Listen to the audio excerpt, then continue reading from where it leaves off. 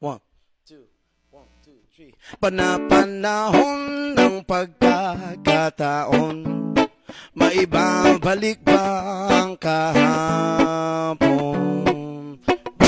Two. Natatandaan mo pa ba nang tayong dalawa'y ang unang nakita?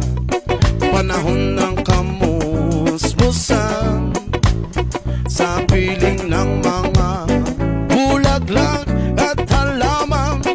Doon tayo ay nagsimula mangarap pa umula. Natatandaan mo pa ba? Inukit mong puso sa